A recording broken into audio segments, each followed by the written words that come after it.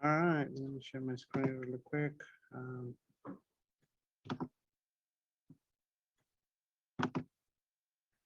All right, everyone, thank you for making it today. And, sorry for the confusion. As I said earlier, we create the event for today. We just didn't put where the event was going to be hosted, whether online or in person. Well, as you probably know, we've been doing this for since the beginning of the year, and it's been hybrid. So we meet every month at Maker Nexus here in Sunnyvale, and we also do this recording online, and it's gonna be on Facebook. So again, for the new members, not sure how many we have, but thank you for coming today. It's awesome to have you here for uh, the upcoming, the ones that keep coming. Thank you for the support. We appreciate it. So as you or some of you know, we became a nonprofit organization back last year, and what we try to do here is help everybody to get into the cybersecurity field. But we try also to focus on veterans and underrepresented communities because I think that's they need the help the most. But again, if you don't know, if you just want to get into cybersecurity field, please let us, please join us, and we'll help you to get there. The page we're reorganizing, but if you scroll all the way to the right, there is a donate page that still needs to be worked on. But basically, you can donate. You can donate money, and that's tax deductible. However, we're not only are in need of help, we're also in need of spreading the word, telling your boss who we are. How we want to be successful is not by just getting money, and we also want to get you jobs, right? We want to make sure that by you coming here, you're gonna get out of something, right? As I always mention, we have good use cases or good experiences on people who has come and attend the meetings. They have got jobs in the industry because sometimes the managers are here and they present and stuff like that. I was one of them a few years ago, and that's the reason why I believe in this, and I think everybody should if you want to help, that's another way. Just spread the word, tell your bosses who we are, what we do, and let them come, because maybe that's how you're gonna get your next coworker, or whatever. Let me move this out of the way. Oops, sorry.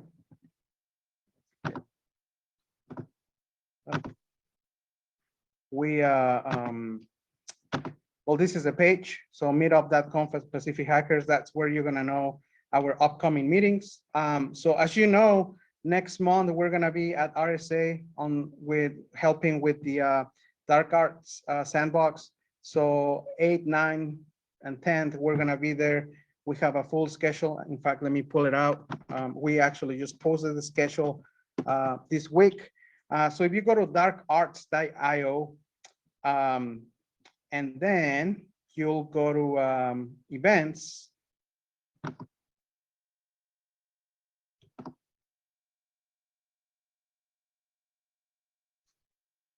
And then if you go to RSA conference, there is the virtual summit, and then the in-person. So for the RSA conference in person, we have a full schedule of people presenting. So as you will see here, we have the opening remarks on each day, and then we have Attack on the Cloud with Jordan Cates. Then we have I'm gonna do a presentation on CyberChef. We're gonna have a workshop on violent Python with Sam Bone, and then also we're gonna have Crypto CTF. I don't think that was me, that was probably Irvin, but doesn't matter. We are all the same. And then we're also going to have some awesome talks from people who work in the industry in the arena of OSINT. And then, I mean, just follow each day. there is something good to do.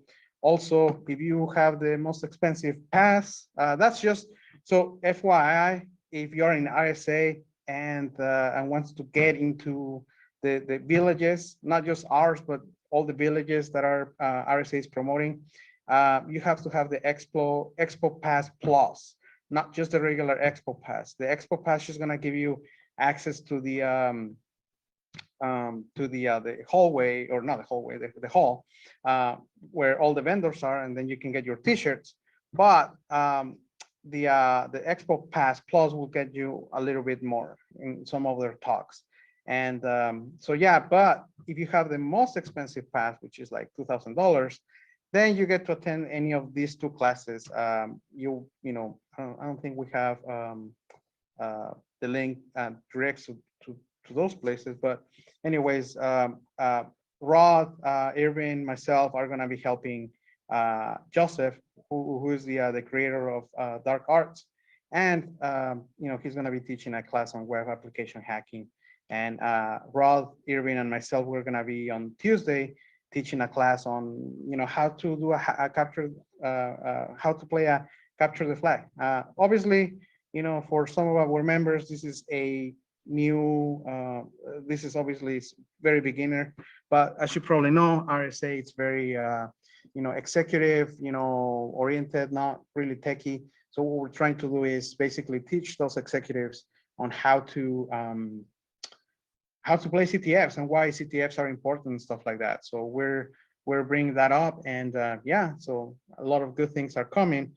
Then if you cannot make it to RSA because, you know, you just don't want to do it or don't want to pay or whatever the case is, there's also a virtual, you know, schedule. And so far, these are the talks, you know, but again, that's going to be updated and changed as we go. Let me see what we have on this.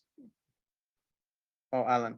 So so are there free passes to RSA? Not that I'm aware of. I have not actually, you know, it's a good question.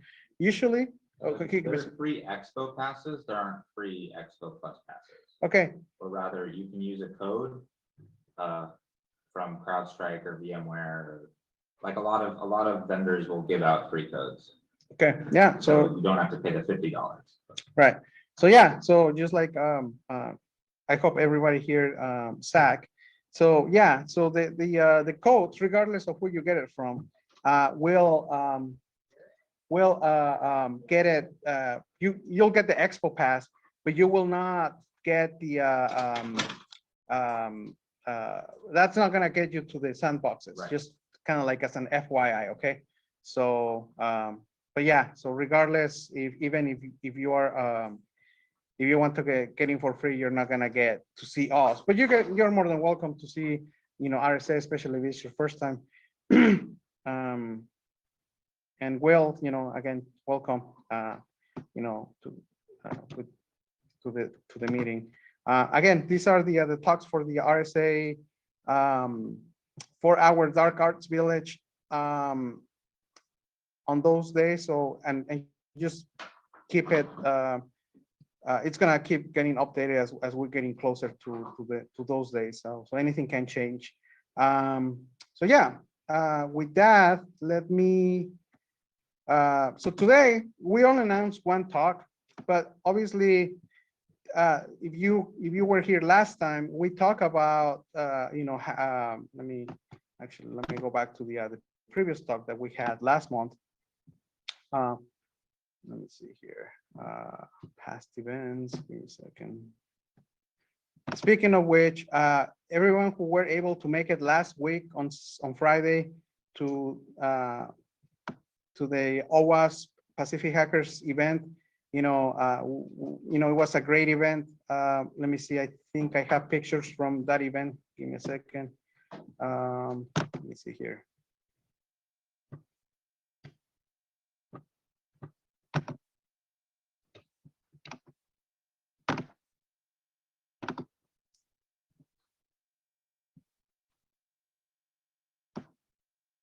I think we posted some pictures here.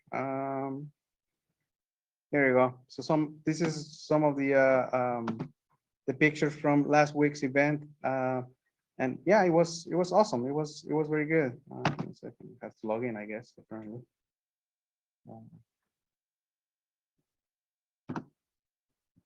Yeah, actually, this guy is the same guy that is going to be here today, or is actually here today. So again, thank you, Zach, for helping us. And yeah, so I was talking last month's event. We talk about the Wi-Fi security workshop. It lasted for 3 hours.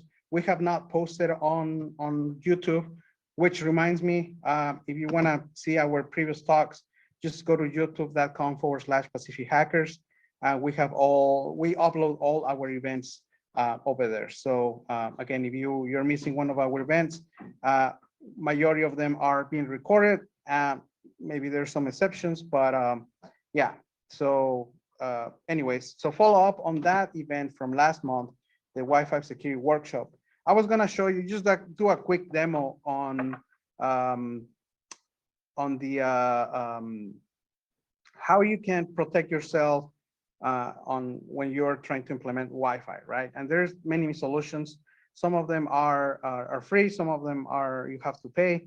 But I'm just gonna show you. So as you probably know, I work for a security company called Fortinet, and I make they make the company makes security products, and one of them is wireless access points, and we make wireless and I mean firewalls and basically the whole 9 yards.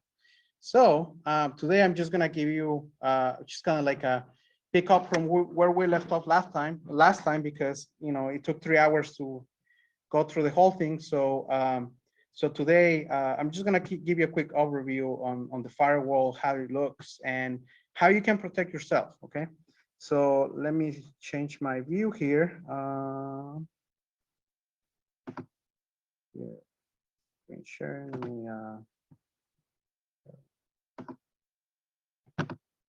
all right, can you guys see my screen on the other side? I know the my people here. Finally, we have a total of 4 people, including myself. So that's good. Awesome. So so this is when you fire up a FortiGate, you will get a login page just like anything else, and already pre-configured this one. So let me show you something really quickly. So you're probably you're not seeing it online, but if you can look it up in here, these are the FortiGates I was talking about. So the one on the left, the one on this side, this is the Forti Wi-Fi 30E. It's an older model, but it works great. It's a firewall and it's wireless. So it's almost like what you buy in the store, but it's obviously powerful, right? Because you can put a bunch of stuff. The one on the right, it's a wireless access point that obviously it doesn't work by itself. You have to basically connect it to a FortiGate to manage it or any other solution. And then it's the model is 433F, 40AP 433F, and has antennas. I didn't put the antennas because I wanted to make it more mobile. But I'm going to show you how it works and how can you protect yourself using this type of devices. So give me a second here. Let me log in here.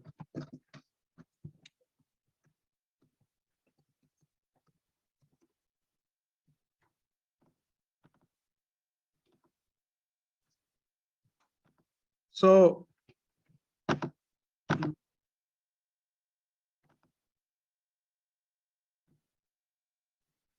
if you've never seen a FortiGate before, it's a full and it's a commercial and commercial grade firewall, right? This is what small businesses are gonna use to protect themselves, and Fortinet believes in creating fabrics or creating a fabric, which means we have any any products that you can think of, we have. We go from firewalls to switches to VoIP to security cameras, the ones that you install on the in places for surveillance. We make source, we make scenes, we make we have an EDR solution, that's where I work. We have an antivirus, we have a VPN, we have basically the whole nine yards. Anything that you can think of, we have. So the goal of Fortinet is obviously have all these products and that they can talk to themselves, and and that's how you're going to secure it from one device, right? So to make it easy for for our customers. So this is basically gives you a quick overview of about your environment, how many devices you have, is it compliant, like if it's subscribed to our also threat intel subscription, which is FortiGuard Labs, and stuff like that. And from there you have a lot of stuff you can do. The bigger the firewall, the most options are going to have. So again, I'm just gonna give you a quick overview. So right now, the way you can see things is like I have connected my Forti AP, which is this one right here, and this is the one that is going to give you or is going to provide wireless, right? I don't have anything configured yet, but that's where I'm going to show you how to do it, in an easy and faster way. Here you can see how many, what are your threats, the websites that people are going into. If you have a compromised host, it's going to show, the whole nine yards. Then we have, are your interfaces. This is, again, this is a small device. You can actually see in here, you have only 4 ports and you're 1, so it's a total of 5. And you also have a Wi-Fi, which it's currently disabled, but this particular firewall or Forti Wi-Fi in this case, it provides also wireless without having the wireless access point. The wireless access point will be for extra, if you want to run cables from your main closet to the other side of your house, then you can do it. Here's where you do your DNS. If you want to use FortiGuard DNS, you can do that. Otherwise, you can change it. But one of the cool things is, and I'm going to show you here, is the feature visibility that this device can do. Right now, everything, as you can see, or most of it is unchecked. It's not enabled. But just look at how many stuff that you have. You can change it from just a next generation firewall to a full UTM, right? You can enable advanced routing. You can do explicit proxy. You can do a certificate manager, DNS database, the whole 9 yards, right? You can do VoIP. You can do wireless open security.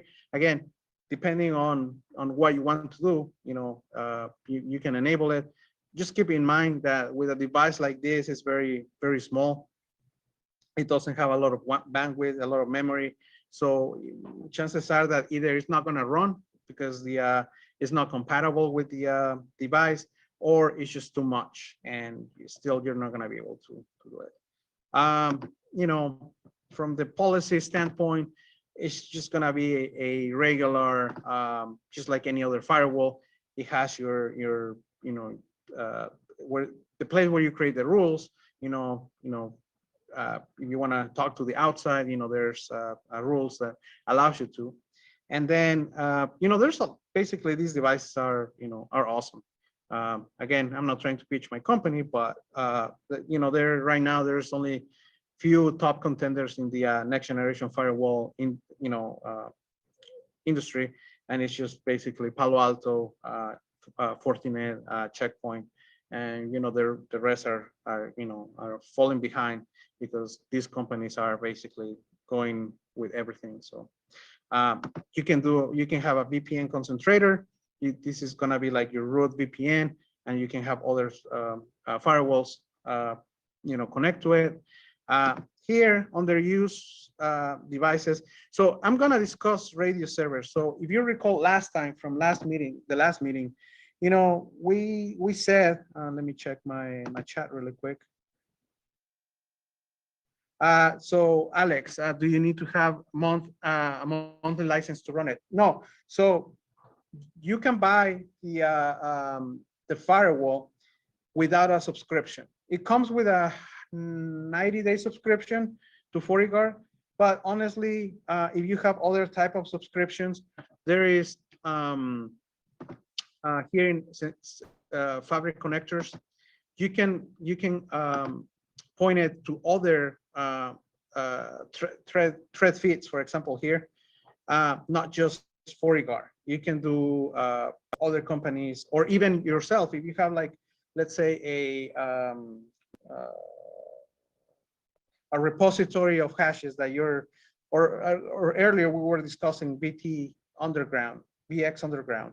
If you have a repository from them, obviously you're going to have the hashes. So again, you can just get a list, and that is going to be keep updated, and you can have it here. So you don't have to have a subscription for it, although you're not going to get the latest and greatest from Fortinet. That's the only difference.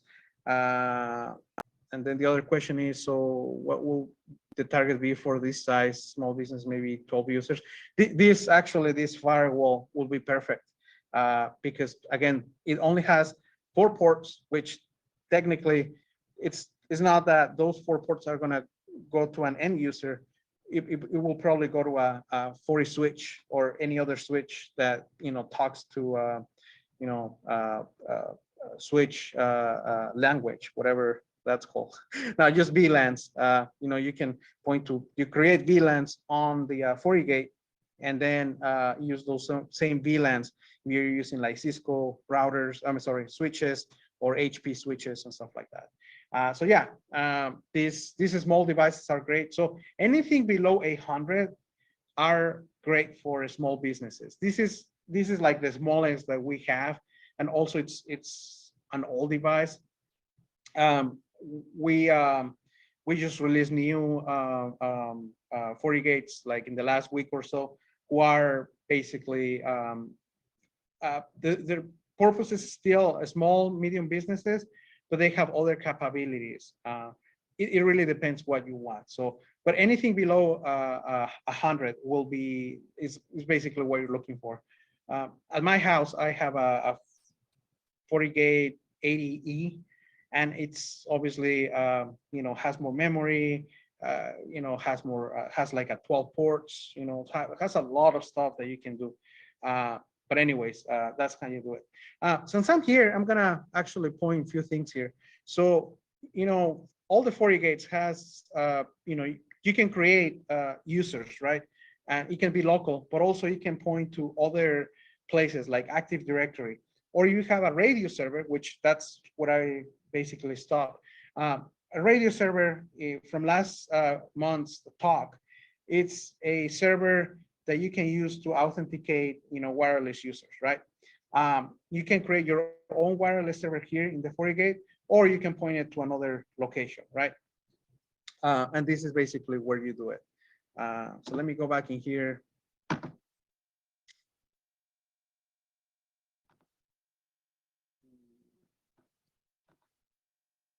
Here under user devices, you create your users, you create your groups. If you have an LDAP server, you point it to it. If you have radio servers, basically the same thing. You can create a whole, just point it to another one, or you can use the ones that are you define on the users here. So it's really, really up to you. And then last but not least, this is where I was heading, right? Wireless. So again, by you creating an SSID that is a pre-shared key, we know that is basically vulnerable to it's very easy to crack, right? And that's just from last month's talk. So obviously we don't want to have a wireless that is open to everyone, right? So we want to have something that your users are going to be somehow authenticated. So there's to prevent basically, wireless attacks. A good way to do it, and that's what I'm going to show you, is having a device like this. So first of all, let me introduce you to the 40AP 433F. Uh, this is a device that, again, it's just a wireless access point, but it has different functions. So if you go to like the profiles, for example, and I'm going to edit the profiles, you can specify how each of the radios, because we have 3 radios, and I'll show you here, how each of the radios, which band you want them to run on. Like like this one, radio 1, you want it to run on the, just on 802.11g or N. You can just specify that. You can change what channels you want it to use. You can change the power of how much power you're producing, those antennas are going to be producing, which means, I know we discussed it last time, by reducing the power, meaning it's not going to broadcast the signal. That's a preventive way of doing it. That doesn't mean it's just going to be successful, because we can make a homegrown antenna that, basically I can get access from one building to another. And we discussed it last time. Again, I'm just, touching on what we mentioned last time. And then radio 2, it's 5 gigahertz band. And again, you can also choose what you want to broadcast in here. And here you can also choose the channels. Choosing channels, and also this not only works on companies, but also works in your house. If you have 2 wireless access points, make sure that you pick different channels for your devices. Otherwise, if you use the same, there's going to be a collision, and eventually, instead of getting good signal, you're not gonna have good signal. So again, and then the third one, it's basically a dedicated monitor wireless. So you're probably wondering, and why do I need a monitor wireless? Well, it's actually, there's some good cases. I'll actually give you tell you in a scenario one that happened. So we long time ago, we have to let go an engineer who was doing something bad in the company, and we obviously had a record of his devices, that he basically brought from home, and like cell phone, stuff like that. So when he got let go, he was a disgruntled employee, and he swore that he was going to come back. So long story short, he didn't show up for 6 months, and eventually we got a notification, because obviously we got his MAC address, and not just his cell phone, but his car and other stuff. So we knew from which part of the building he was trying to get into, because the antennas picked it up. And again, that's just a way to do it. And actually, that's a good opportunity here to show you Wi-Fi maps.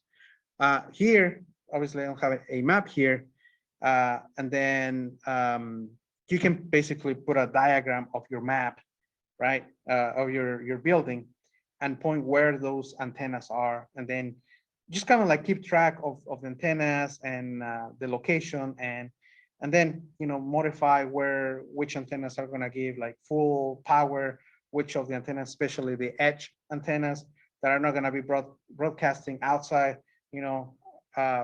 stuff like that. Oh yeah, so question. So he was let go, and 6 months later he tried to rent. Yeah, because again, I don't know what was his intentions, but when he left, because he wasn't let go in a nice way, I guess. He started talking trash, and long story short, again, he tried to come back to do something. At that point, we knew who he was, how he did it, and we actually just call the police and say, and then we have other, monitoring, surveillance cameras and stuff like that, that was able to pick up, see the location. So that's why I know SOC eventually is going to talk about, IT and SOC and stuff like that. But that's why you must have a SOC, especially, well, depending where you're protecting, right? Uh, if you have, if you're have like a lot of R&D and stuff like that, and you want to be protected, just make sure that, you have that monitoring and detection, and, and continuously doing threat hunting and stuff like that. So you avoid this type of attacks, right? So just like that particular scenario, again, we were able to be proactive in the sense that our monitor, our access point was in monitoring mode, detected something that probably we will not be able to do until maybe something happens. So this is just an example of how a 40AP or any other 40AP which has monitoring capabilities, be able to do it, not just on the wireless attacks, but also for physical security. So in your house, we can come up with different cases, right? But obviously, will be whoever's doing work driving, right? The people who are just trying to steal, credentials and stuff like that, or get into wireless access points, by driving. They if you have a weak password, they might be successful. But what happens if you have some type of monitoring at your house, which you can. Again, it's easy. You don't have need to have a $1,000 product to help you. There's a lot of open source ways to do it. Again, I'm not going to spend a lot. There's a lot to explain about 40 APs, 40 Wi-Fi's, 40 gate in general. But this, hopefully this opens your mind regarding how can you protect yourself from wireless attacks. Let me go back to the profiles really quickly. When you are creating or configuring your profiles, you can specify how you want to get authenticated. Let me see here.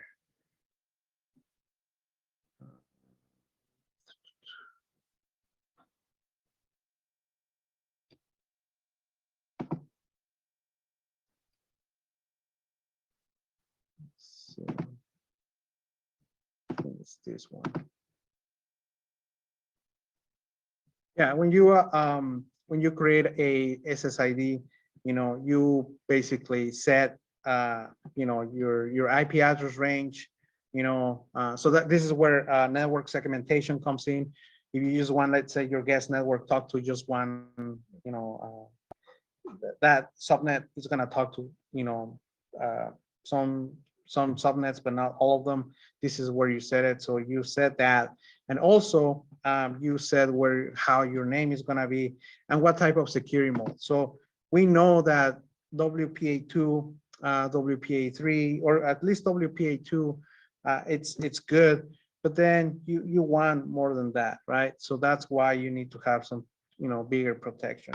And having a radio server, it's a way to do it. So if you pick, for example, W2 Enterprise, then it gives you the option to add a radio server.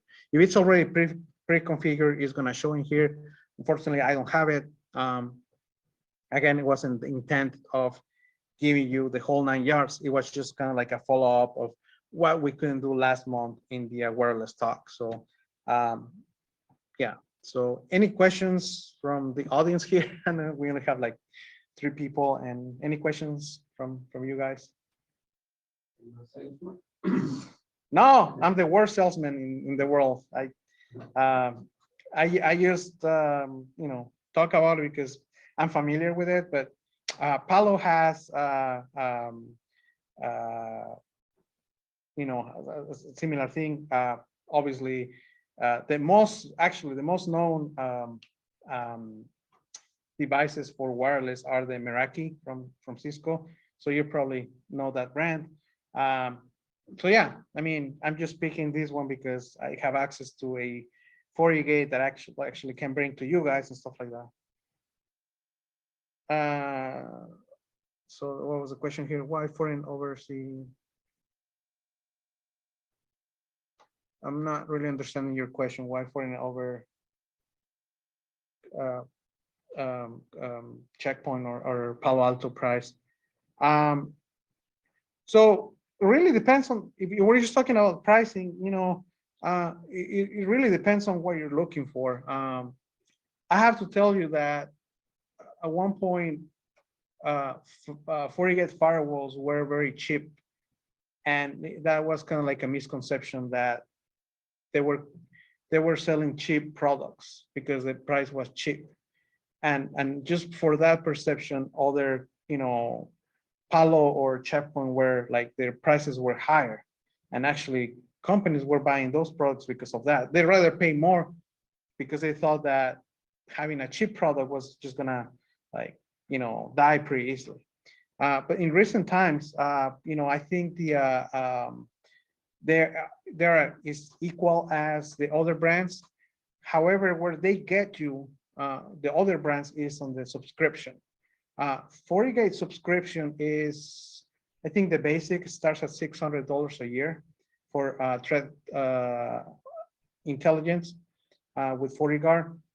Again, you don't need to have it if you already have your threat intel from other locations. But yeah, so just in terms of pricing, they're okay. I think we show a website before.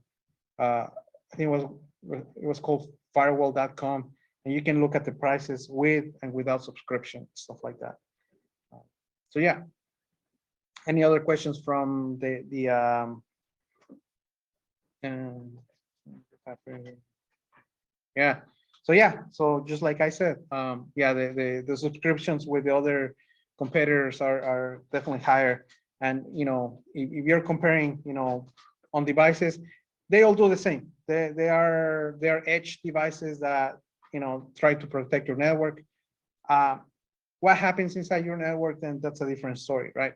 But overall, Checkpoint, FortiGate, or Palo Alto, you can really go wrong with any of those. Again, um, I wish I can be a more salesperson so I can make you buy FortiGates, but I'm not a salesperson. One, two, I'm not that type of person anyway. So, anyways, any other questions here from the audience? No.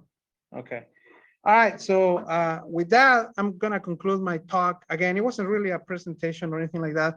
It was just from last time's talk that we had on wireless security and wireless hacking. If you make it, good. I have not posted the video. We will soon. We've been very busy with the RSA stuff. So with that, uh, let's do a transition here with Zach, and he's gonna be next. So thank you, everyone. So give us a second here. All right. So.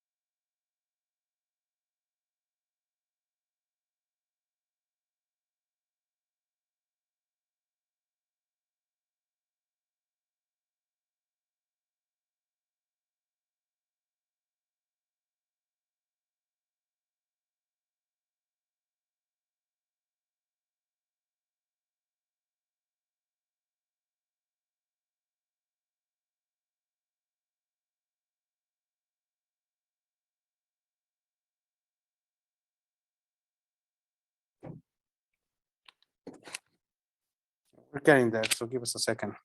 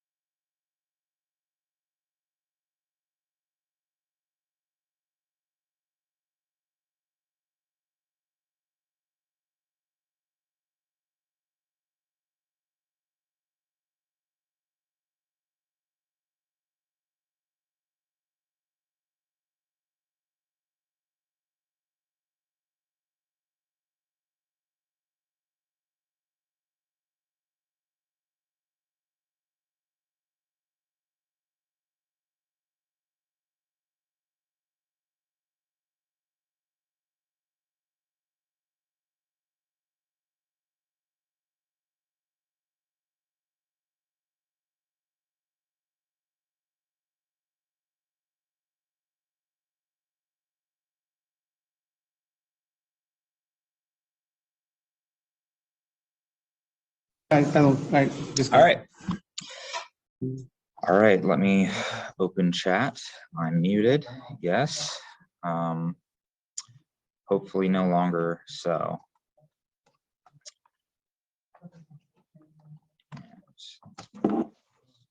Here. Okay. So this is a talk that I wanted to give based on my own experience getting into cybersecurity and all the things that I didn't know, basically, and all the things that I've learned. So this isn't an exhaustive list of acronyms by any means, because we never run out. But this is SOC, it to me, Security Operations Center, information technology to me. So one would think that getting a bachelor's, master's in computer science, I would hear any of the terms that you know, we use every day, but turns out not really. And it's really hard to have that conversation with anyone when you just don't speak the same language. So this is the alphabet soup. So let's go. So here's just some random stuff to get some coverage. You know, multi-factor authentication. I feel most people have experience with. VPNs. Maybe you don't know exactly how they work, but you've definitely heard of it. VPNs. You know, everything, all your data is sent through an encrypted tunnel, so that no one supposedly can see what you're transmitting or decipher it if they get a hold of it. But unless there's a deep packet inspection, which various services provide, or inline SSL inspection is another term for that. So it's basically to detect things at the application layer. So maybe you know, the coffee shop you're working in, people can't snoop and see what you're doing, but you know, the IT team will probably want some level of inspection ability. So you can block certain things, like, you know, if you're going to banking websites or whatnot, but there's all these services that provide this, namely the next generation firewalls and secure access service edges. So what are these things? So secure access service edge, SASE, was defined by Gartner in 2019 in a white paper as the future of cybersecurity. And I do believe that's true because the traditional castle and moat architecture of traditional corporate networks of everyone on the inside is good. There's another term for that, DMZ, the demilitarized zone on the inside. Everyone's good, and everyone outside the firewall, outside the moat, castle is bad. And with the cloud and remote work and basically, you know, there's all kinds of things that we can do to try and create, make it seem like everyone's on the same network in multiple office locations, like wide area networks, WAN, or SD-WAN, software-defined wide area networks. But SASE basically has all of this integrated, so you don't have to look in a lot of different places, and it's basically one place to configure a lot of elements. So what next generation firewall is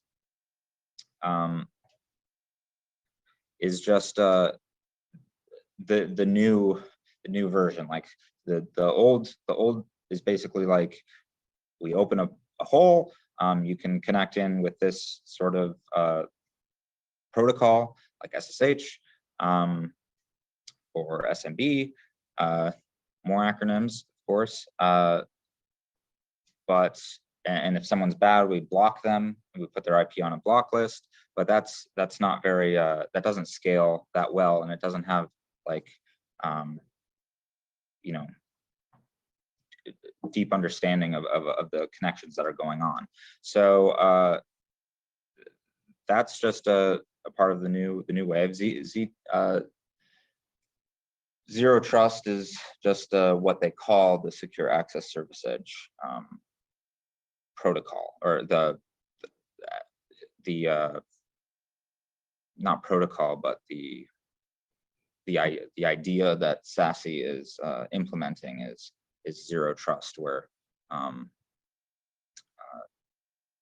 there's a software-defined perimeter that provides access to a corporate network and corporate resources on a case-by-case basis, instead of just trusting you once you get inside the network, like with the VPN. The remote workforce, basically with SASE and Zero Trust, you can basically say everyone is remote, treat everyone as remote, and only allow access to the things that you want to allow access to, instead of role-based. Well, it involves role-based access control, but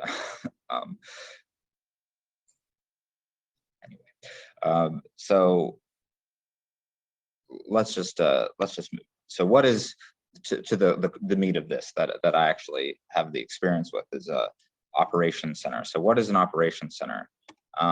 So there's a lot of different ones. Like one example is a network operations center. It's just a central location where IT teams can continuously monitor the performance and health of a network. So one would think operations center, that makes a lot of sense. This is the center where all these operations are being conducted. For a security operations center, this is a central location or team within an organization that is responsible for monitoring, assessing, remediating, and preventing security issues. So one would think networking issues, is that a part of that? Like it's very based on the organizational decisions that a company makes, is who owns these different responsibilities. So there are all of these terms, but they're not necessarily going to be the exact same thing company to company. So like if you're a new company, maybe your SOC, Security Operations Center, is actually a physical security operations center, in the sense that it's people monitoring cameras around the outside of the office, or inside the office, you know. So maybe the SOC is that first, and then you want to bring in a cybersecurity operations center, and now you have a CSOC, or here's one, OT, operational technology.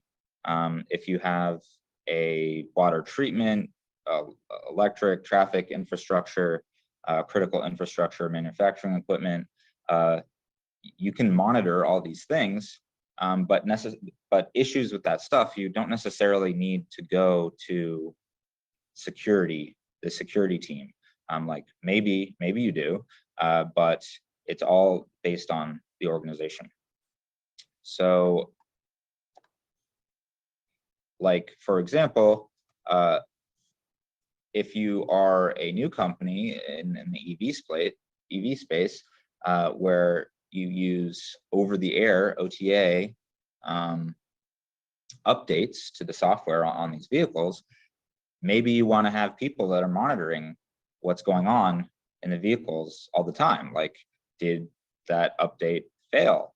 Is there some sort of, like, you're wanting to be collecting all kinds of sensor data so that you can improve stuff if you're doing autonomous vehicles? You know, there's all kinds of implications of this. So like even like monitoring a forum, like you could potentially build out something akin to an operations center for just like for generating tickets for people to look at, for all the reports on your application.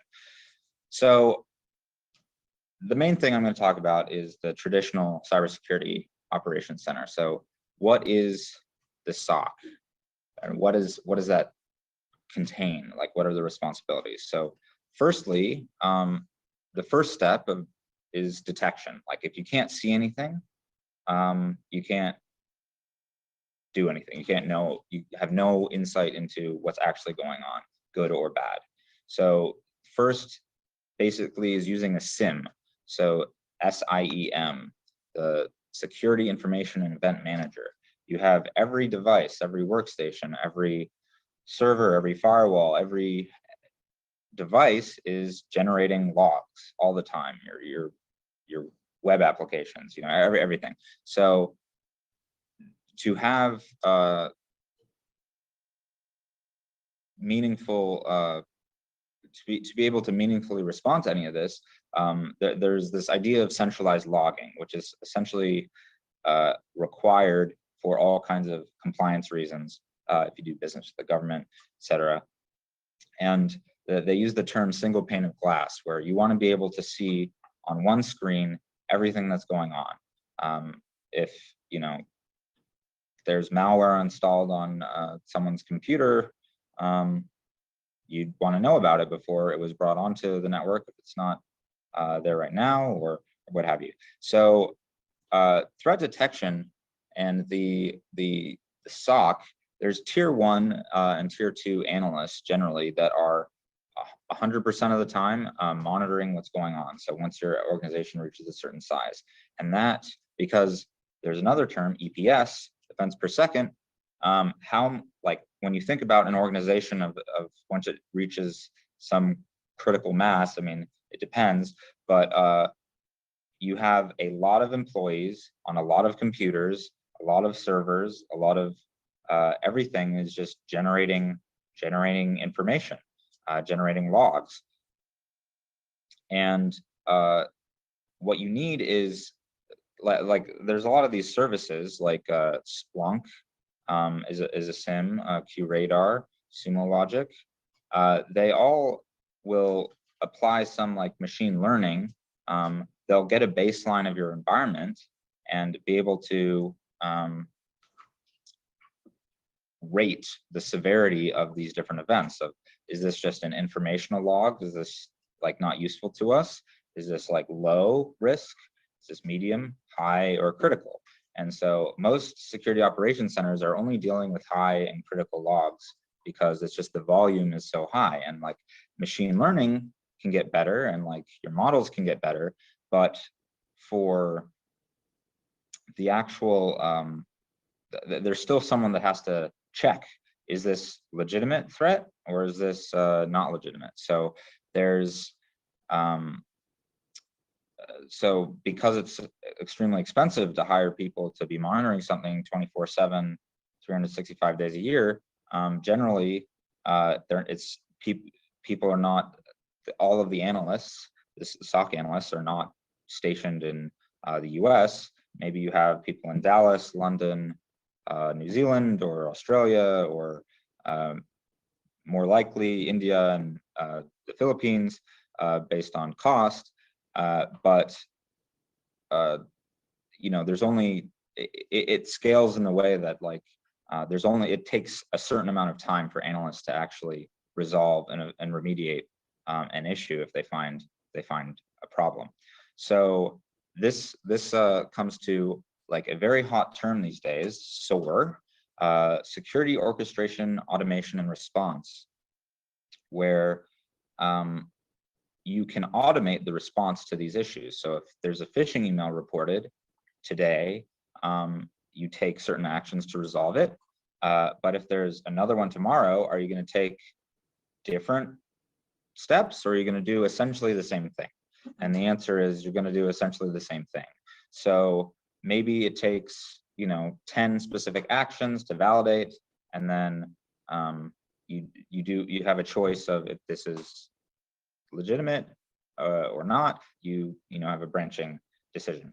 But what you can do with automation is take out a lot of the steps that an analyst has to do. So maybe handling a phishing email and taking it out of the environment, you can take that down from 30 minutes to resolve to 5 minutes, or so you can quantify your impact with these automations, because as it stands today, threat detection, or TDR, threat detection and response, is the sort of model for how we deal with security events. So SOAR is very popular right now, and I would say if anyone has any programming experience and they want to get into cybersecurity, trying to become a SOAR engineer is a very direct way in with your previously existing skill set. And SOAR will just integrate with all these different platforms, your SIM and all of your different, authentication, identity, and whatnot.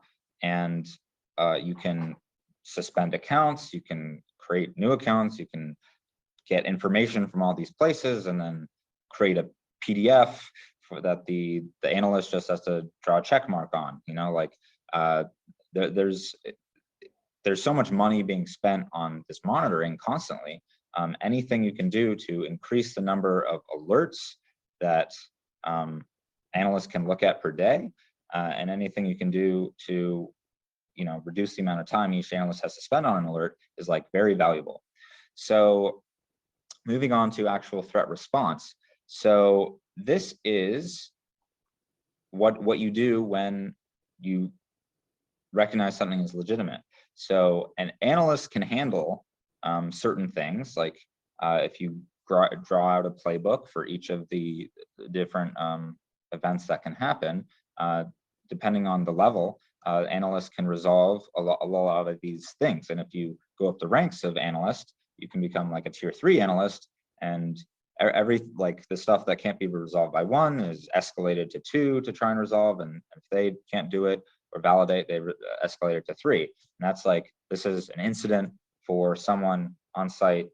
Someone might get a call in the middle of the night for this is like something legitimate that we need to address now. There's a hacker in the network, data is currently being exfiltrated, etc.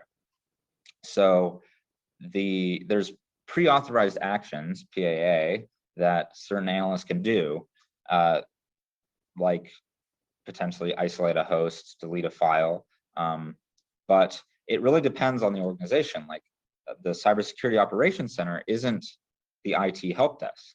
Like how embedded is IT and the SOC? Like, is it, do you have to, after you get a ticket as a tier 3 analyst, do you have to create another ticket for help desk to actually do this action because you have no ability to actually remediate? So there's all kinds of process that's involved in all this, and it even gets more complicated if you have what's called an MSOC or a managed SOC, where you can outsource the entire security operations center to another company, consulting firm or whatnot, and then you have to, and then they have actions that they can and can't take, like just physically, they can't remote access in, or maybe they do have tools to do that, but the actions you can take, like who do you actually check with for if this is a valid action that you're allowed to do? So there's all kinds of things like that, like service level agreements, SLAs, that define like what you can actually do if it's an MSOC. But there's other things like this. Managed service providers will provide help operate IT systems, and most people are happy now to offload their email client and storage to a third party.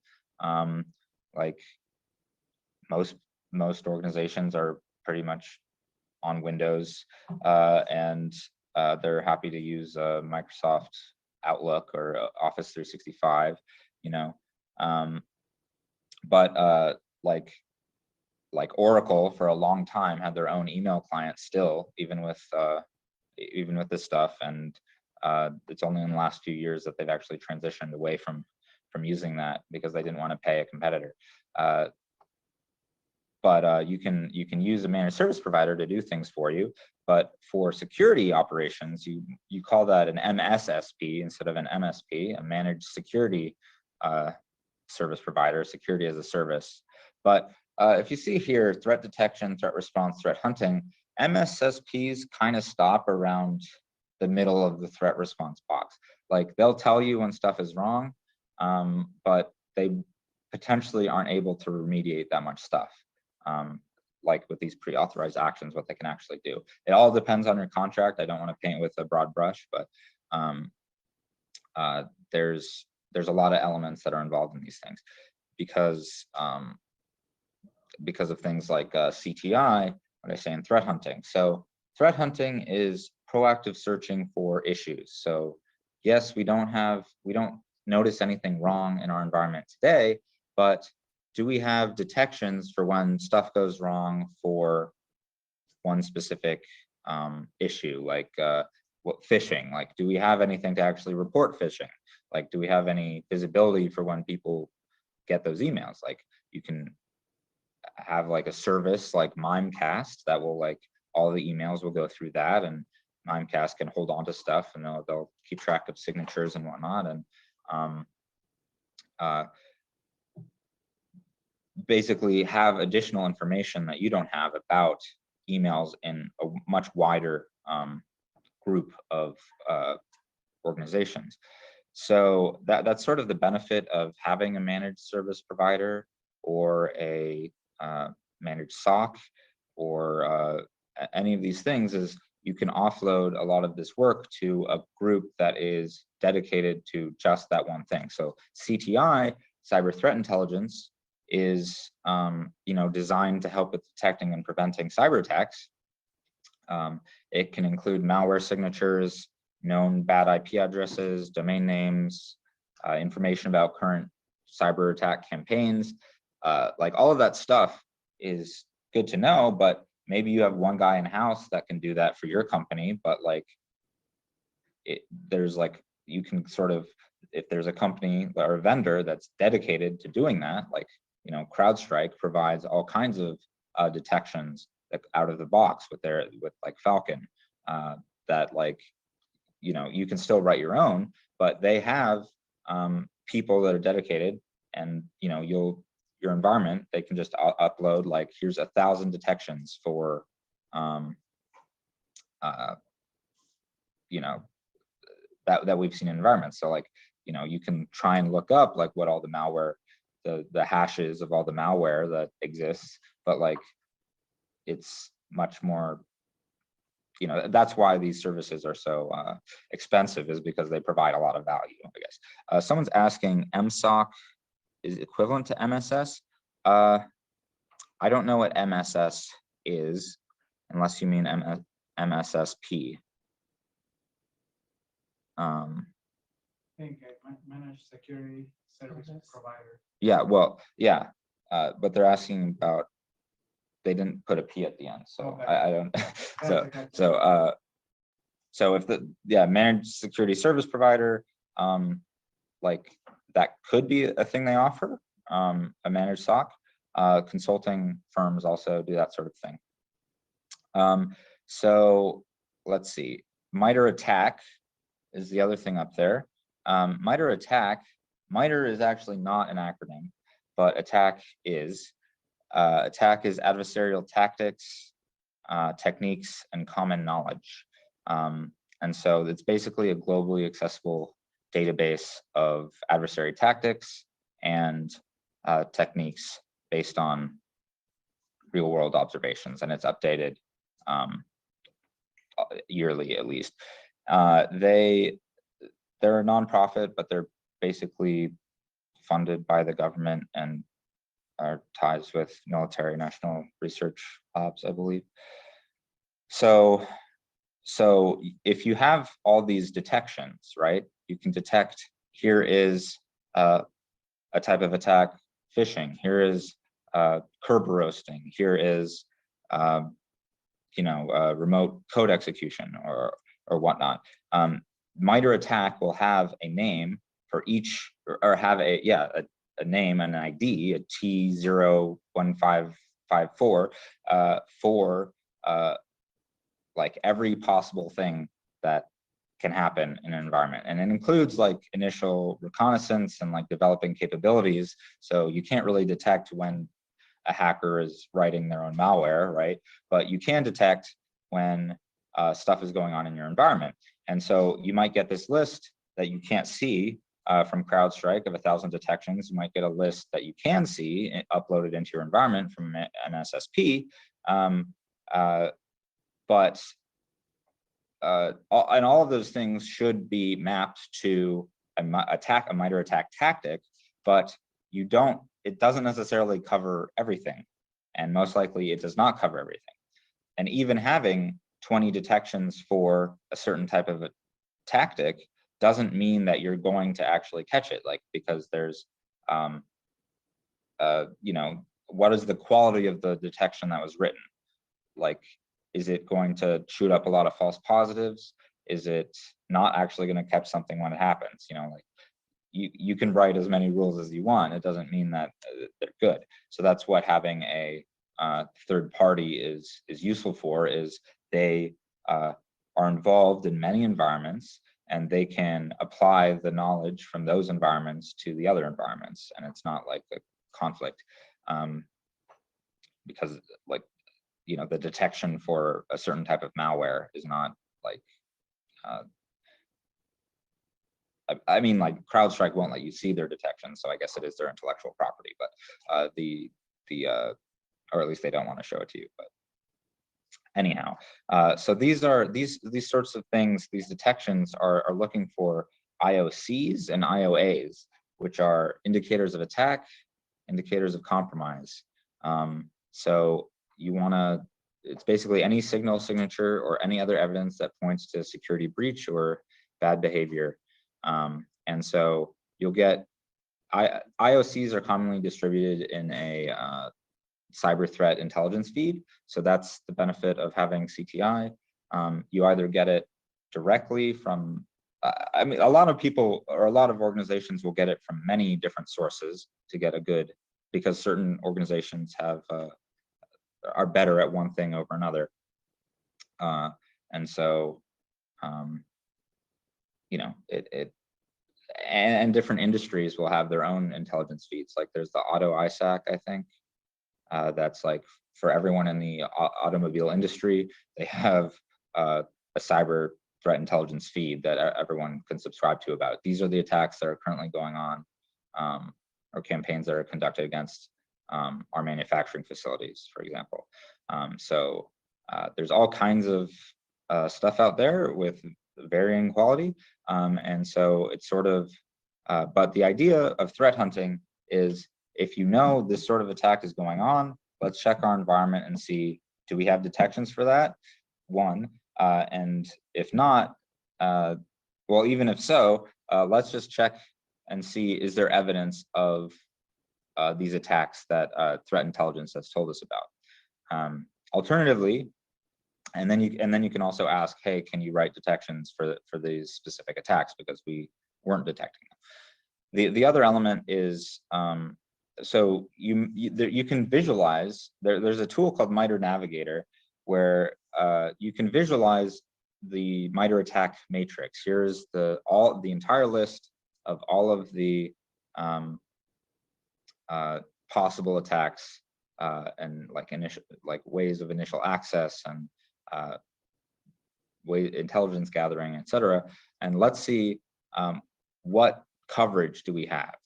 So you can take all these rules that are mapped to tactics and strip them out. I've written scripts to do this, and basically you can create a visualization of what tactics do we have rules that cover detections, and what tactics do we not. And so you can get a pretty much current state right now in our organization. This is what we can what we think we can detect, and this is what we have no detections for. And so you can conduct a threat hunt on those things that you don't have detections for, because you would have no way of knowing otherwise if something was going on there. So this can, like, that kind of visualization is very useful for strategy, cyber transformation of, like, what direction should we take? What kind of detections need to be written, and what sort of stuff should the team be doing? Anyway, so let's keep going. So IR, incident response. One would think that would be always responsibility of the Security Operations Center, but that's not actually always true. So if it's a managed Security Operations Center or MSSP is running the stuff, you don't necessarily have access to the environment, right? Like I said, like IT help desk might need to take certain actions. Like if this is a virtual SOC that's like everyone's online, like you don't actually need people sitting in the office looking at these the logs, because it's all in a single location. You can in the cloud, like you can just access it from anywhere. So that's why you can have analysts in India or New Zealand. But because of these pre-authorized actions, there's only certain things that they can actually do, and you might need to email people that actually are sitting in the office building, like, hey, you need to go unplug this server, or in the data center, or what have you, is like, we need to shut this thing off, but you don't have access to do it. So so a lot of times IR is a part of it, a part of the SOC, but it's potentially out of scope. So let's just get into what IR actually is. So there's basically four phases according to NIST, another acronym, which is the National Institute of Standards and Technology, and it's technically part of the U.S. Department of Commerce. And NIST is extremely well known because it has a cybersecurity framework, risk management framework, NIST 853 control guidance, all kinds of things that are required if you, that are guidelines by the government to promote U.S. innovation and industrial competitiveness by advancing measurement science, standards, and technologies in ways that enhance economic security and improve our quality of life. But they can just be used as guidelines for how you build your cybersecurity policy. So detection and analysis after preparation, containment, eradication, recovery, and then post-incident activity, which is like, what can we do better? How can we make this process faster? How could we prevent this from happening again, essentially? So who does it if it's not the SOC? Potentially it's the SOC, but there's also all these other terms. So for like internal IR teams, and you can also have external IR teams come in and like do all the analysis. There's a lot of money in that. But the CSIRT stands for Computer Security Incident Response Team, which is a concrete organizational entity that is assigned the responsibility of coordinating and supporting the response to a computer security event or incident.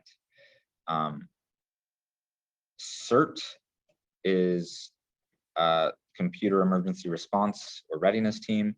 They're basically interchangeable. There's also, there's other names for this stuff, but if you light fireworks out behind the bank and everyone rushes out, like, what is going on? Or like light a fire in a garbage can or whatever, you can just walk in the front door.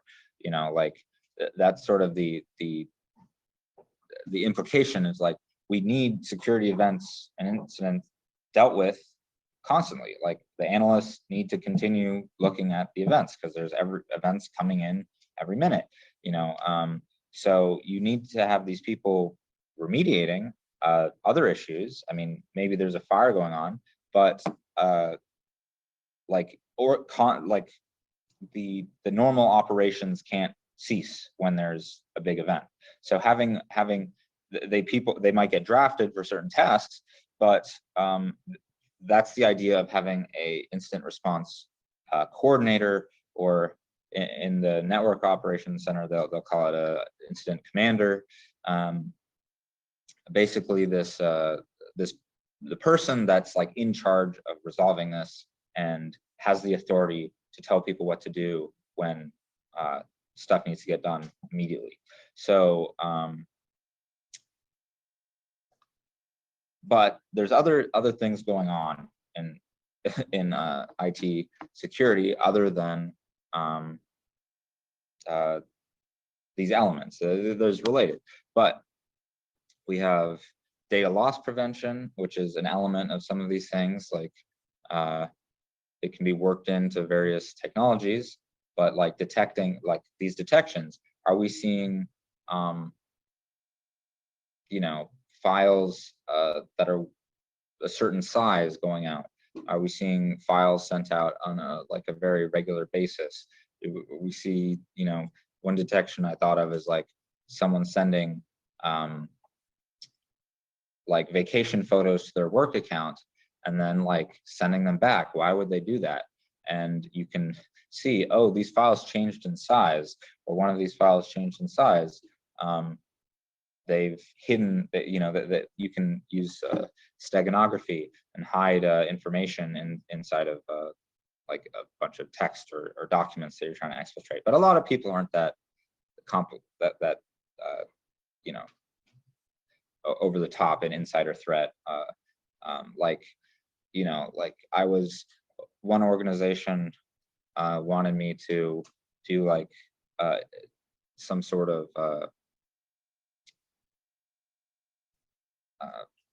sentiment analysis on users' emails that were leaving the company, to see are they happy, do they like the company, would they potentially be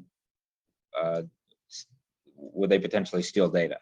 And it's like, okay, like we could do that, but we don't have a USB policy, so like they can just download everything they want on a USB, and we have no visibility into that. So we should probably deal with other things first before we, you know, do this all kinds of, I mean, something that I don't think is appropriate anyway. But user behavior analytics, this is sort of that. It's getting a baseline of how users behave. All of a sudden, someone in finance is running a bunch of PowerShell scripts. Why are they using PowerShell when they've never used PowerShell before? I mean, PowerShell is already probably going to trigger certain detections, but being able to, this can be role-based, but it's also, but I think a lot of the UBA stuff is, it's like, it's to detect insider threats and whatnot, but I don't know how good the actual analytics are is variable, depending on which service you're using. But there's all kinds of stuff you can do with this too in fraud prevention, like where you click on in the site. You know, how users click on something is very different from how a robot will send a request, right? Or here, so to go on, identity and access management, IAM, privileged access management is an element of that. It's like, you probably want some insight into who are the privileged users in addition to the normal users, because privileged users have privileges to act, to do more dangerous things potentially, like with access to servers and whatnot. And so you want to have visibility. This account, this admin account hasn't been used in months. It's stale. Do we need it anymore? Like who owns this process at all? IAM and PAM, one of the PAM products is CyberArk. VM, also VM is vulnerability management, where you might want to get all, like if your company, you know, you have a startup and you're just like scaling really fast, you know, you're building all these you know, applications or websites or what have you, you might get you might have a lot of IPs that you don't even know about that you own. So how do you install like agents on every computer to have visibility? How do you know what you even own? And how do you patch that? And how do you push out these changes? So another name for that is threat exposure management. Like people can come up with whatever acronyms they want, but those two are basically the same.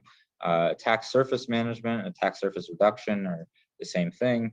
ASM, ASR, it's all about the process of reducing what the possible avenues for attack. So, maybe all your users have their RDP port open, like all the workstations just have that open because there's no policy to close it. And you see in the logs, hey, there's all these failed attempts on all these workstations that like people are trying to authenticate on this port, but there's no need for that at all because there's like applications that we use, that don't require like the port to be specifically open. Like you just run the application and it will make the connection. I mean, it'll still use the same protocol, but you don't need to have that open for just in the coffee shop and have anyone try and authenticate to your remote desktop, right? So, and the last thing is governance, risk management and compliance, GRC. This is a really big one. It's basically all of the policy stuff that you have to worry about with like GRC is the team that helps organize IT and security risks and make sure you're meeting compliance requirements. So if you deal with a certain number of transactions per day, you're probably having to look at PCI DSS, which is the Payment Card Industry Data Security Standard. So, that they're accepting, processing, storing, or transmitting credit card info securely. And one of the things for that is if you manage payments on your web app or what have you, people will use a third party like Stripe, because why take on the risk yourself to develop your own payment processing thing and like store credit card information or whatnot when there's people that are dedicated to doing those things. So you may as well just use another service, but people are compromised all the time. So whether it's you or supply chain or one of your managed service providers, it's all a gamble. But then there's HIPAA, the Health Insurance Portability and Accountability Act. So about storing health information, and PII, another acronym, personally identifiable information, because patients, that information can't be released without patients' consent or knowledge. And so there's all kinds of requirements for HIPAA. So every hospital that you know of probably has a pretty large security operations center because they have to manage, they're a target and they also have to manage all this information. GDPR, you might have heard of, is the General Data Protection Regulation, which is for data privacy in Europe, but a lot of US companies are also following those regulations so that they can do business in Europe. And just to close it out, I'm going to have just some common attack acronyms because those are fun. XSS, cross-site scripting, stored or reflected user input. When it's unsanitized, the browser can execute code on the client's behalf. Then we have XSRF, cross-site request forgery. I guess is this technically an acronym if you use X for cross? I don't know. It might have a specific term. But this is pretending to be another user, stealing session tokens, that sort of thing. Exploits users' trust in a website. XSRF leverages browsers' trust with a site. XML or XXE, this is a nested acronym. XML, external entities. XML is extensible markup language. So this is extensible markup language, external entities. And this can lead to remote code execution, denial of service, or information disclosure, which I will get into in just a second. RCE is more of an attack outcome than an attack itself, I guess, that you're able to execute arbitrary code on a host remotely. And such an attack may be assigned to CVE, which is a common vulnerabilities and exposures, which is a list of publicly disclosed computer security flaws. And if you want software security flaws, you can go to CWE, which is the common weakness enumeration, which is a category for a category system for hardware and software weaknesses and vulnerabilities. So, and it's a pretty big deal. Like if you find a vulnerability that hasn't previously been found, you can get a CVE assigned, get a number, and you know that's a nice feather in your cap in the security industry. And you can also get them by being an analyst and seeing on the front line, right, and seeing the impact of a exploit that's previously never been seen. So maybe your network is being exploited by a new Outlook vulnerability or something, and you can reverse engineer it or figure out what happened and then potentially get a CVE to your name because you know the APT, the Advanced Persistent Threat team, the Advanced Persistent Threat, like the hacker group that is attacking you with this previously not before seen exploit, isn't going to necessarily claim it with their name and get a CVE assigned just for you know, for infamy or whatever. But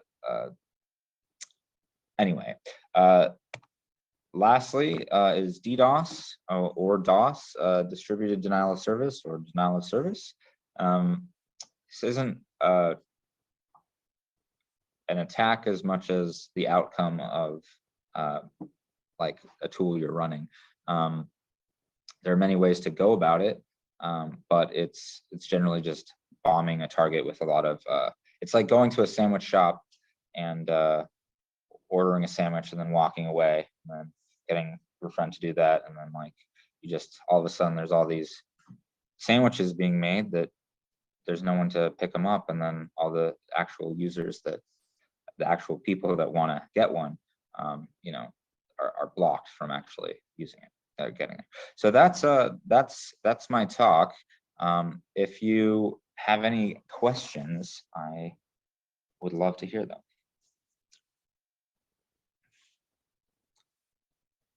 Do you know how up to date are the standards bodies with this kind of acronym? How up to date the standards bodies are with the acronyms?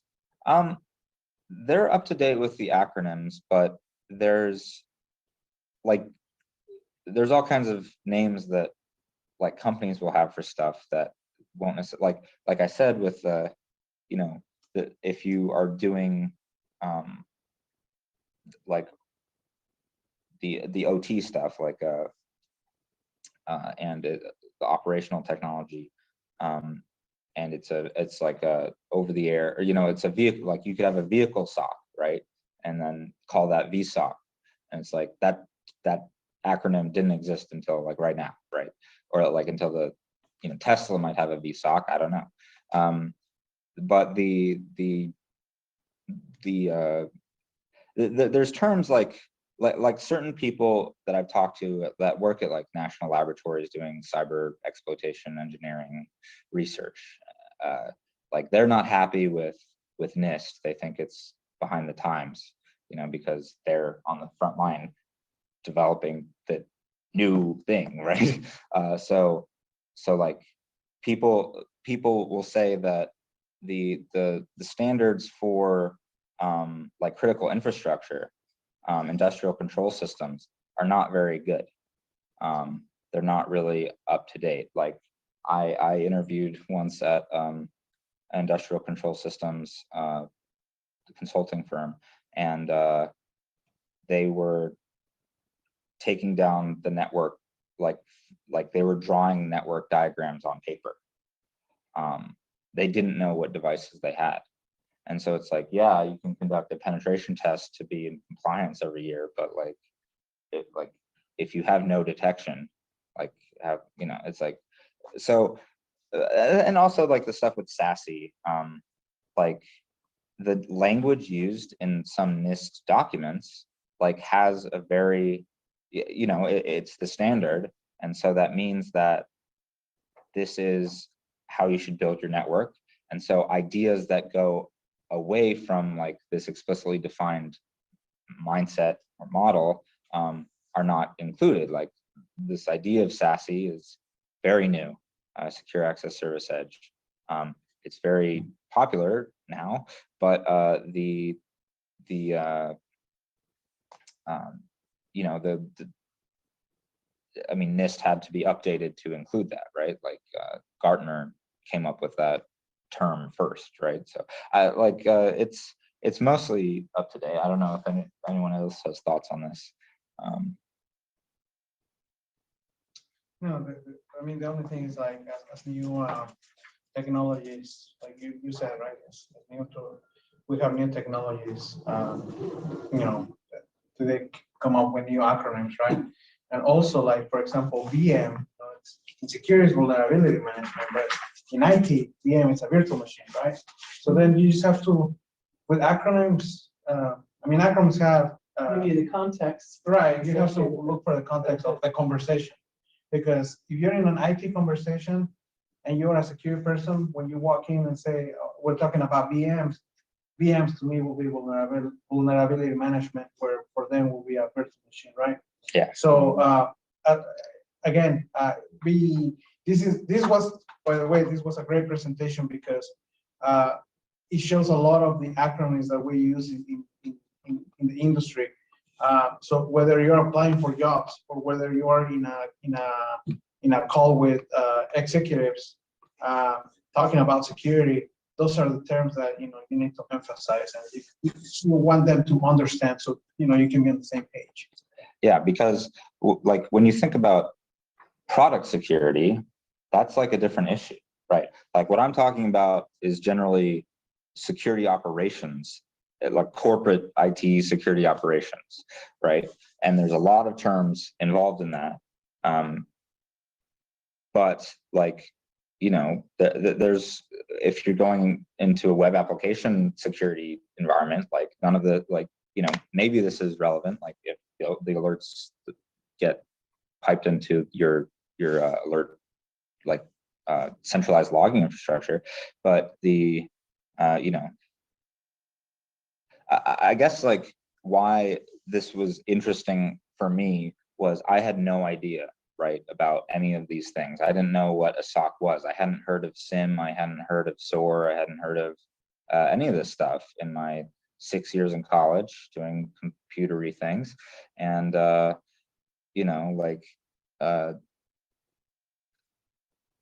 think it's interesting who actually like has this information, or like the real world information, or even just IT. Like how do you start in cybersecurity if you don't like understand how operations are working today? So maybe you want to shatter this, you want to disrupt this system. Like you think like, it doesn't scale. I mean, it scales by throwing more and more money at it. Like, right, you can have more analysts dealing with more events per day. You can like refine your and tune your monitoring, and so that like your detections are better. So maybe this isn't actually a high severity issue. This is actually a medium, or it's not an issue. And so like, yes, you can get better at that stuff, but there's still like the mindset is still like, this is how we conduct operations. Like potentially, I don't know. I don't want to run my site 24 hours a day. I'm just going to have it be open, 12 hours a day. And then people go to it at night. Like, oh, well, like that's not a conversation that people have, but you could, like there's all kinds of things that you could do that would break this mold, that would change how this works. Like maybe you don't want to do any detections at this level, and all you want to check is network traffic. That's like, looking for data being exfiltrated, or looking for command and control stuff. Like if a machine has been hacked and they're sending out information, or they have to phone home every so often, and they'll try and apply some jitter so that they can't be tracked as easily, but over a long enough period, you'll see someone is phoning home, you know, every day or every week, and like we don't know where this connection's going. It's like, okay, so we don't do any of this detections. We don't deal with all these logs. All we look at is just network, because the network doesn't lie, and we're just going to do threat hunting on every box. Like, you know, like that's an option, right? But like there's all kinds of security standards that, you know, cover all the bases for every size of organization, for the most part. I mean, but you know, like it's entirely like there's plenty of startups that don't have security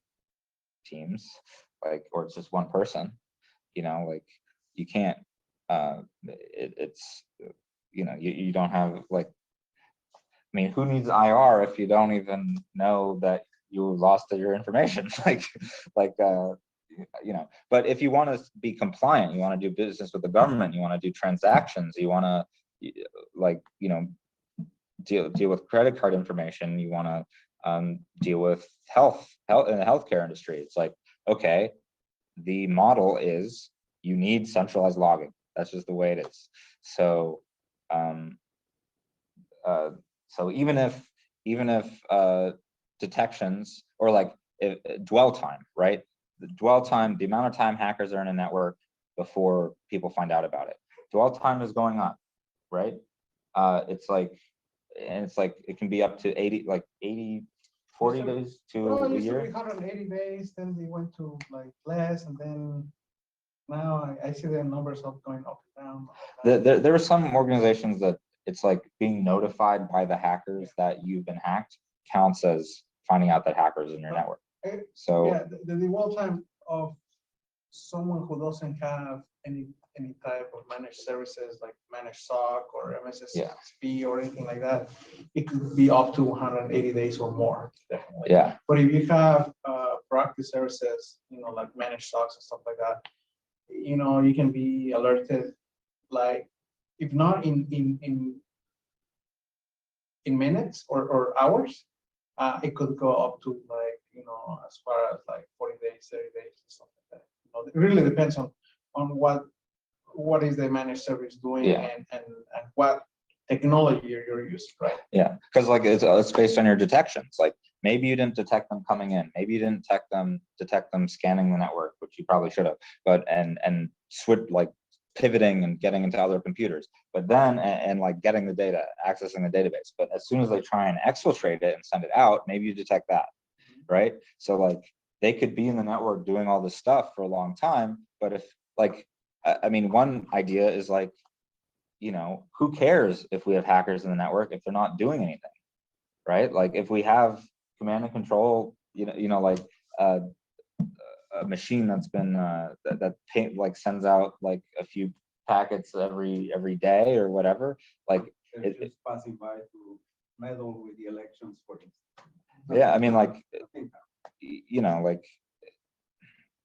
you can, so anyway, like there's a lot of ways I think that we could potentially change how we do things, but once you reach a certain size of organization, it doesn't really, I trust the standards, like trying to do your own, but you know, I'm interested in, like, if you go to RSA conference, they have every security product company and shows up there basically, and there's interest, like there was a Bay Area OWASP meetup where a Raleigh network spoke, and they have like this pretty new idea for how you deal with like application security, and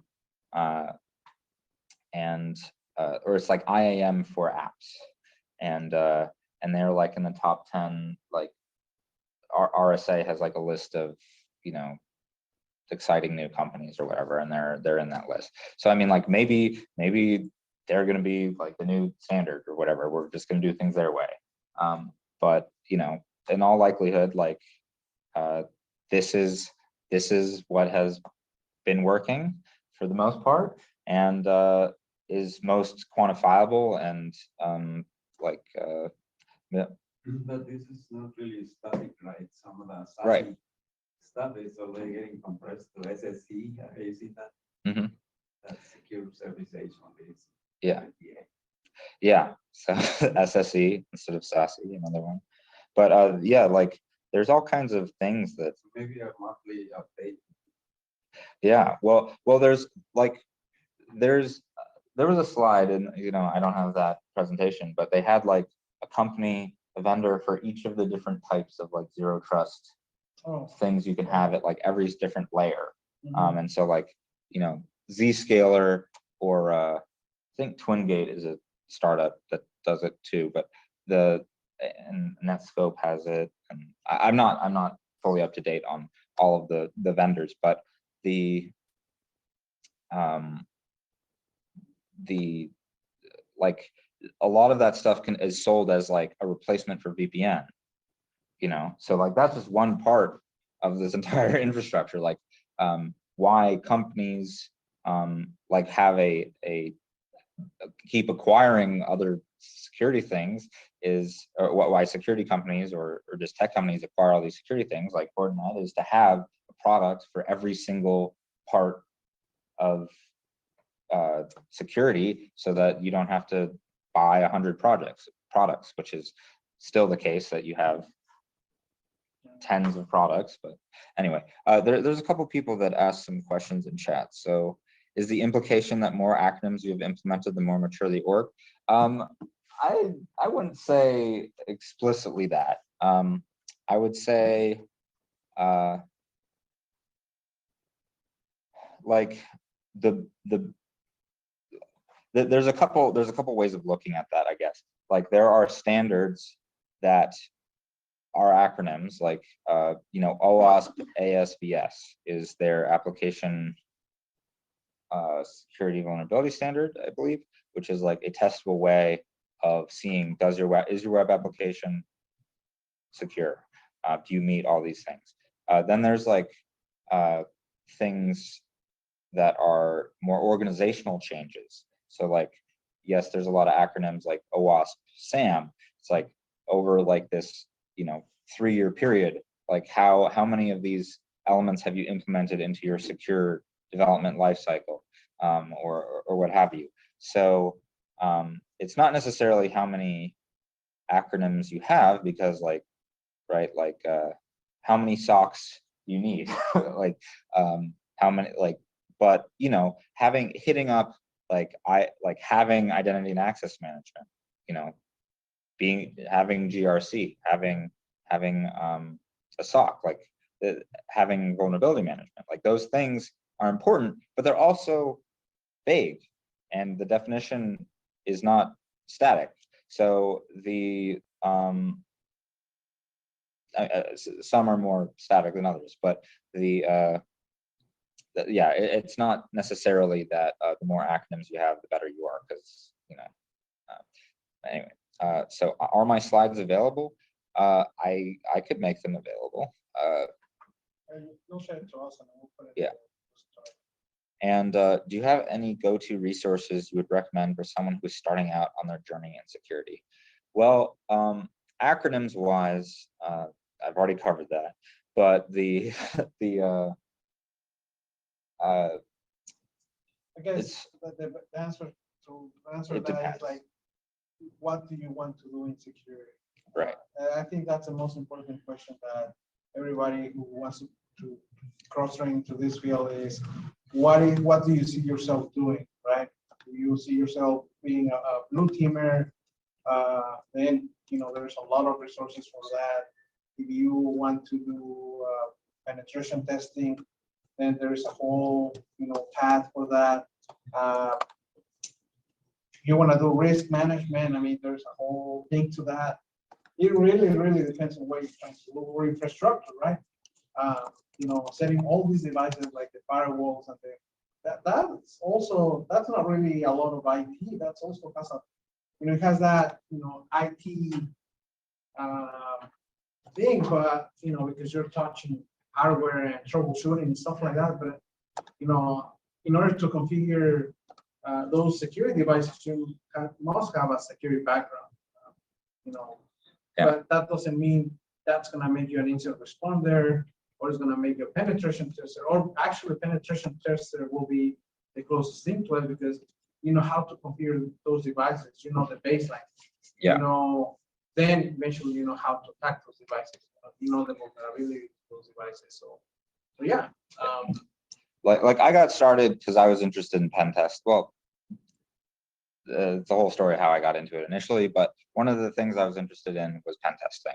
And as you start doing that, like maybe you'll learn more terms, right?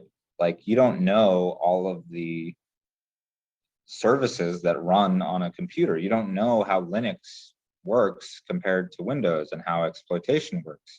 Like if you don't have any experience in IT with IAM or identity and access management, then when it comes to exploiting Active Directory or Windows AD, you have no idea what's going on, because like you have to learn, like every time you try and exploit something, it's a good way, if you're curious, it's a good way to start getting into it. But like you don't know what you don't know, which is part of why I gave this talk, is like what, like now you know you can be a tier 1, tier 2, tier 3 analyst. You can work in a security operations center, a network operations center.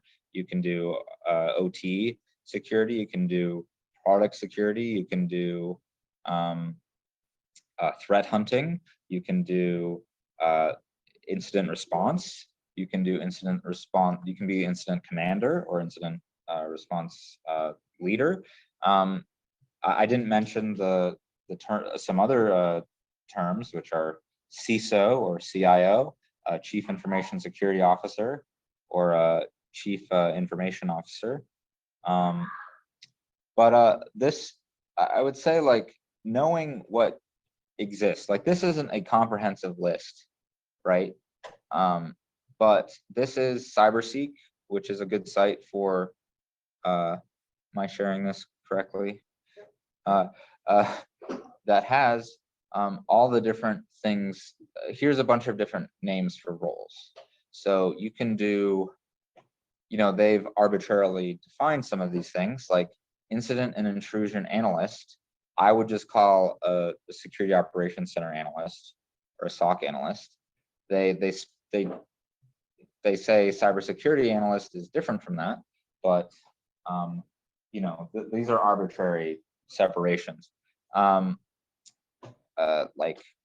Like what is a specialist? What does that actually mean? But these are all titles of roles it can be. So you can do IT audit, like, and they'll say like the type of things that are required or useful. So so they say, you know, top certifications requested that you can look into, top skills requested. So, you know, if you're doing IT auditing, you know, this is less, this is more process than it is like hacking, right? Cybercrime is one place to go. But if you start in software development, they say you should go into an analyst or pen tester or an engineer or an architect. But what is a cybersecurity engineer? You know, like, are you working on applications? Are you doing application security? Are you doing cyber security operations engineering, like, and SOAR work, like working in security orchestration and writing programs? So like these are pretty good buckets, and they'll tell you like what's useful. Like if you want to be a pen tester, here's the breakdown. But like if you honestly don't know, if you don't know what you want to do, you kind of just have to start somewhere. And like some people will say is like join the IT team at a local company and do work at the help desk, and then get certified and then move up the help desk or move into the cybersecurity operations center. Like that's one option. But like, you know, like there's all kinds of you can get all kinds of certifications and get into whatever you actually want to do. I mean, some of it is a little expensive if you're not like an organization will pay for your certifications if you're already part of it in a lot of cases. But if if you're currently working doing software engineering, potentially, unless you have like a good business case, like they're not going to necessarily cover trainings for you to become a network penetration tester. Like you don't know. Like some companies are really nice about it. But for resources, I mean, I have taught, like I teach like middle and high school kids, try and get them interested in technology and pen testing.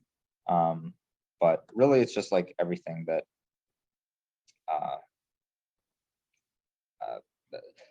like it's just creating the mindset of like knowing how to approach these problems. Like everything is already on the internet, right? Like there's plenty of resources for things that exist already. So the like being able to like, but like being able to, you want to do a thing, being able to read the manual for the tools that the internet has pointed you to use, and like try and do this like that's like why I think software engineering is a good place to start too, is just like dealing with maybe frustration initially, but just like having the mindset of like you can't know everything, right? So with security especially, you can't protect against things that no one knows exist except the bad guys, right? Like, but the principles of one thing are similar. So maybe you start with pen testing on tryhackme.com. Like you learn Linux and Bash commands, and you learn PowerShell, and you just get your hands on all these projects. Well, anyway, there's a lot of stuff you can do. So it's really hard for me to say like one place is the best. I would recommend. I mean, you can look at my blog. I have over 120 posts of just like how all the online challenges that I've done. Is just like starting at like the Linux stuff on Over the Wire, and then like starting to do cybersecurity competition CTFs, and like doing write-ups. Like if you actually have to explain something, that's a way to reinforce your knowledge. Like you can't, I mean, I've seen some bad write-ups, I guess, where it's like I have no idea why this works, but this is how it happened. But like being able to like dig into why something happened and being curious about that stuff, creating the mindset for like just being able to keep going, and like, and even to step away and then come back. Like a lot of like I mean, I can keep talking forever, but the doing pen testing, like you might try and hack something hosted on a CMS, content management service, like WordPress, or there's all kinds of like individually created ones that you host as well that are open source, or Squarespace or whatever. But the principles for hacking them are the same, even if the systems are different. And so you sort of get an image for how this might apply somewhere else. Maybe the terms are different in application security from a web group to group, but the principles of like access, there's the CIA triad, like confidentiality, integrity, what's the third one? Availability. I mean, authentication, like what parts of these processes can you actually intercept things? Like what are the ways like information moves? So like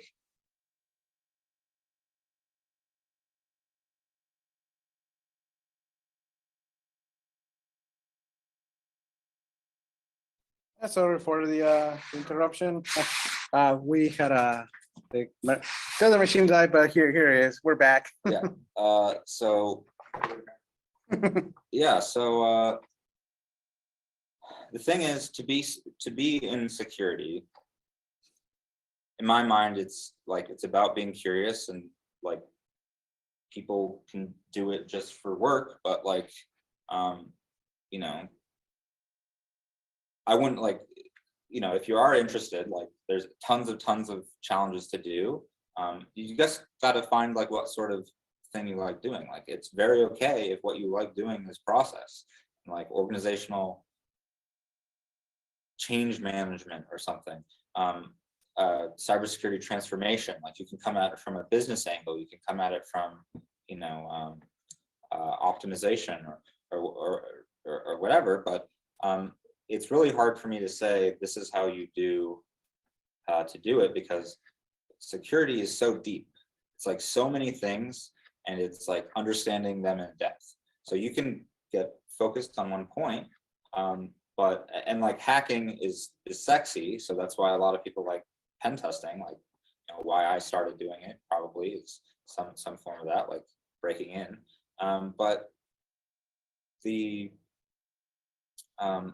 But you know, it's also like, if you don't like having the IT background and like actually building like a Windows Active Directory environment in like in virtual machines, that kind of VMs, like how like sniffing the packets, seeing how these machines actually communicate, and like understanding, you have like with some of those nested acronyms, it's like, okay, I'm talking about one thing, and then I bring up something else, and then that references something else, and then it's like all of a sudden, you know, it's like I'm talking about, you know, Zscaler when I was originally talking about, you know, deep packet inspection or whatever it was. But like, all I say is it's hard to rush it, but if you do like it, you can get it, right? It's like, it's all about, if you put in the effort, you can do any of these roles, right? Yeah. It's just the biggest issue is not knowing what you don't know, in my mind, and so that's the genesis of this talk. Is like even like, you can SOC analyst, maybe you don't want to be a level 1 SOC analyst forever, but like that's a great way to start, right? Or help desk, it's like you're dealing with physical systems many more hours a day than you would otherwise. Like, you can, even myself, who like I spent like years like doing these cyber challenges and writing all these blog posts, it's hard to maintain a cadence of like of doing all these challenges while you have another job. But I mean, like, it's just a thing that you have to dedicate yourself to doing. There's certifications that you can get, like Security Plus, or even just study for it, that will cover like a lot of this and like information about how we think about security, and that's like the requirement to get a job doing cyber for the government. It's like having Sec Plus, I believe. It's the is all you need. Like, you don't have to have college education. All you need is one certification. So that's one direction you can take. If you actually know what you want to do, there's more specific resources to pick for pen testing or for any of these things. But everything is connected, and so you have to just pull the thread, you know, and just keep just stay curious. Yep, that's the way to do it. Any other questions from you guys here in the room? Recently. Hey, maybe a follow-up presentation. I was thinking to some of the open source tools and how they fit into this different. You know, I actually did that already. You did that already? But you know what? It's probably a good time to do it again, because this presentation was a long time ago, and it was also about creating open source. No, one it was what a secure operation center was, and the other a follow-up one was how to create your well, what an secure operation center is, all the infrastructure that requires, and a lot of acronyms, just like he showed. But then a follow-up presentation I did was how can you create your own secure operation center using open source tools, basically. Yeah. So maybe I'll just have to update it because that was back in 2019, probably, and a lot of things have changed since then, obviously. Yeah. Yep. So yeah. And anyone else in the other side of the world on the cybernet? No. I think that's it. So I want to thank Zach for and the three people that show up today. The other one already left, but there were other two that remain until the last minute. Again, I want to thank everyone for the support today. And yeah, if you have any questions, we'll hopefully we'll see you. And if you're local, we'll see you in RSA. Otherwise, we'll see you next month. We